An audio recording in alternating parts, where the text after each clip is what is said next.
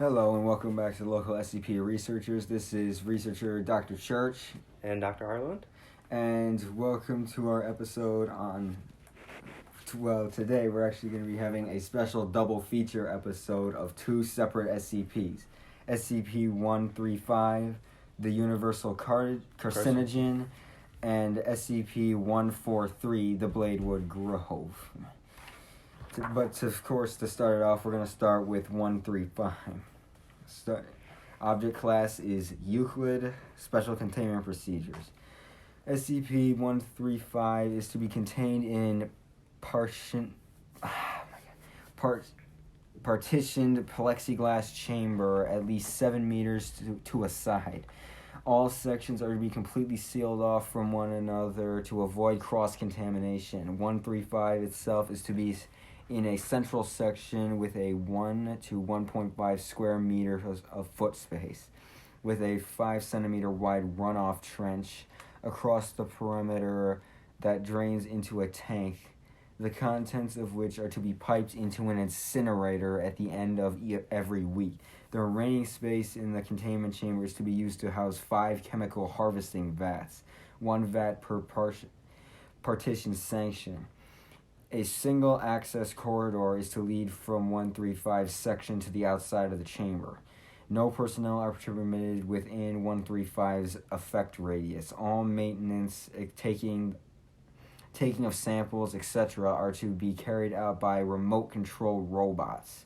Disciplinary measures do not need to be taken against personnel that violate this rule because the direct consequences that 135's effects have been deemed consequence enough. Robots are to be maintained and cleaned by level 1 personnel. Once a week, 135's section is to be hosed down with solution U82-B until only its outer coating is visible. In emergencies, flamethrowers may be deployed to reduce mass quickly. Due to the potential of catastrophic effects in the event of cross-contamination, at no point is 329 or 427 to be contained within the same facility as 135. Description: 135 is a human female between redacted and redacted years of age that promotes rapid, uncontrolled cell growth within a radius of 2.25 meters from itself. It remains rigidly in the fetal position, and it has never been observed to move. 135's effects is carcinogenic to animal tissue and induces malignant neoplastia in plants and fungal, increasing exponentially with closer proximity to 135. Within 0.1 meters, cells will not die, even under conditions where they would normally, causing 135 to be steadily buried under a continually growing mass of plant matter, fungal matter, and microorganisms. This undying state extends to 135 cells as well. SCP-135 has been known to lack an epidermis, instead having a crust of mixed plants and fungal matter that has incorporated itself into 135's skin, interspersed with tumors and patches of raw dermis.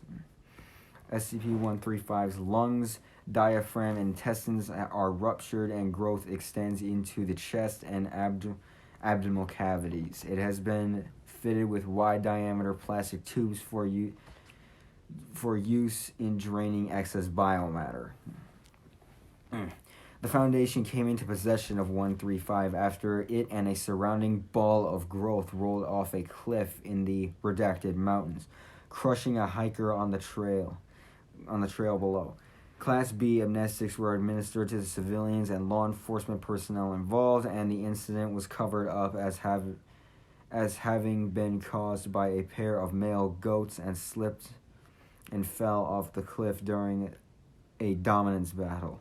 Later examination of the growth revealed the partial skeleton of the adult human female with estrosarcomatic covering redacted % of it. SCP-135 has also found in the space between the skeleton's ribcage and pelvis at the time of redacted and redacted years old. A viable DNA sample was recovered from the bone marrow of the pelvis, and testing confirmed with redacted percent certainty that the skeleton belonged to 135's biological mother. All personnel involved with 135's initial retrieval and initial testing were later diagnosed with various forms of cancer. Out of the redacted affected, only redacted are still alive at the time of this writing. Attempts to terminate 135 with sustained gunfire, flamethrowers, custom materials, vacuum, and extreme pressure have all failed. Further termination attempts are forbidden by order of 05-redacted. Due to 135's potential uses in cultivating useful bacteria. See document 135-A for information on the current contents of partition vats. EEGs confirm full brain activity. No attempts to communicate with 135 have been made at this time. End of report. So, what do you think? Interesting situation. So it was found. Okay, so this thing was found barreling down a hill after smacking some hiker. And it crushed a hiker, yeah. Alright, and it was some kind of ball with this? That's what it originally was. Alright. And and I think one of them, it was the special containment procedures. I think it was like the, what do you call it? Incinerating thing? Yeah. Once a week? Where all the runoff goes into the incinerator. Yeah. Would make sense considering it basically increases plant life everywhere it goes, and then also causes harm. And I guess it can also see why it can't be used with 427, because considering that it also does something similar to that with cells. Healing if used properly, but very, very dangerous if not contained properly. And that concludes 135, and now on to 143. Euclid class object, special containment procedures. SCP-143 is to be contained in the valley adjacent to Bioresearch Area 12, an area over 2 kilometers squared. Areas surrounding 143 are to be, or up to 20 kilometers, and all lines of sight from the surrounding hilltops are to be denied public access. 143 is to be watered twice every day on a regular basis via a large sprinkler system, unless already watered by local precipitation. Personnel are not allowed to enter the enclosure without level 4 administrative clearance. And it is advised not to touch any of SCP-143, nor stand beneath them unless wearing proper protective gear. It is important that no one within the containment area when 143 begins to shed. However, after the shedding has concluded, the collection of the fallen petals for testing purposes has been authorized by the project director. See redacted. Description. 143 is a plantation of 300 specimens of a unique type of tree. The trees are similar in appearance to Prunus ex Yodienis, Japanese sakura, or cherry blossoms. They bear no fruit, and the only way of reproduction is by careful own root propagation using cut samplings from older samples. The petals are a light pinkish color, slightly translucent, with a texture of smooth glass. Care must be taken when handling these petals, as their edges are razor sharp and can easily slice through flesh if mishandled. The wood and bark are a light grayish color with texture expected of wood, although the grain is very smooth to the touch. However, the petals and the wood of these trees are much higher than most natural man-made substances, reaching up to 5,000 HB on the Brunel scale, and withstanding temperatures up to 1,800 degrees Celsius. The weight to strength ratio surpasses that of even titanium, with being some 15% lighter than aluminum.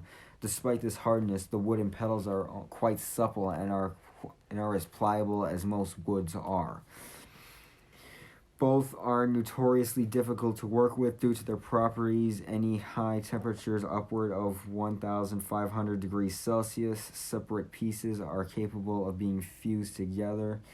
They make excellent armor, shielding, and weapons. Due to the slow growth of the plants, the materials is slow to harvest, although these petals are shed regularly enough, falling from the trees twice a year.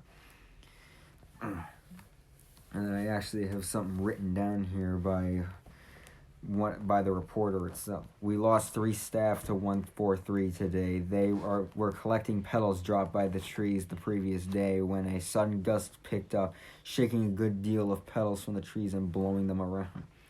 Stayed that windy for the whole day. I sent a cleanup crew, but it's still pretty windy, and the odd petal is still falling. We have to pick up the remains when the wind dies down in a couple days. Addendum 143-1. The trees were grown on site from saplings obtained from parent plants located in the Nara Prefecture, Japan, in 1905. The parent trees were owned by a family of traditional swordsmiths, claiming to be descended from a legendary sword maker named Amakuni. They referred to the original tree as Jinki no Kadaki, or the Bladewood Grove. It is from them the Foundation gained the techniques to cut and work the wood and petals into serviceable items. The original trees are still in Japan, owned by the government and still tended to by the same family. However, the government has denied all existence of the trees, and any products made from them are kept within the country. And then there's its point of origin right here. End of report. All right. Interesting. I said that actually is useful. Very. If you do look at that picture, you can kind of see. I was kind of expecting it. You could see like the petals. Yeah, that they're blurry, but you can see them. Yeah, and it's and you can tell it's windy. But he got his whole face clean off. Yeah, it was that. That is horrifying to think of, but that is a useful tree. So these petals are like blades. Well, let's see. It says, I don't know what the Brunel scale thing is, but it's resistant to temperatures up to 1,800 degrees Celsius. That's pretty freaking high. Yeah. And it says its weight to strength ratio surpasses that of even titanium. And titanium, it's heavy, but it's not that heavy, and it's durable as all heck. Yeah, and it's all right, and because the wood and bark are as pliable as the wood, as actual wood itself. It makes great. It's literally good for me. This would be actually useful for making weapons. Yeah, which did bring in the petals. Yeah, because those petals are like. They did say that they do harvest some of these trees by like chopping them down and making stuff out of them. Yeah. If only they could figure out how to stop the leaves. Yeah, because those petals are. Let's see. They're sharp as razor blades, and when they're when they're blown around by wind, and they act like normal petals, they'd be flown around pretty fast. Yeah, and they're kind of like. That is when you want to be wearing like full frickin' armor of this shit, for God's sake. Yeah, because it's like, because normally wind is not too bad. So it's just like, it's just flying down. Like, all right, it doesn't seem too fast. Yeah, but even if it's not fast, it's still razor sharp, yeah. and it's flying around. That's not good. So, like, if you're swinging, like, a weapon with all those pedals and stuff like that, like, if you're able to, like, somehow put it into, like, a weapon or something, I think we found something stronger than most of the stuff they have. Yeah. Unless you count the first experiment in 914, which was... It literally had a metal that was resistant to up to 5,000 degrees Celsius. Fortunately, it was really hard to bend, and it is also a conductor of electricity, which is interesting. Ah. And that came from a simple kilogram bar of steel. Oh, yeah. It's crazy. And that's interesting. Anyway, that will conclude this look into SCPs 135 and 143. And we will see you guys next week when we cover 035, the Possessive Mask.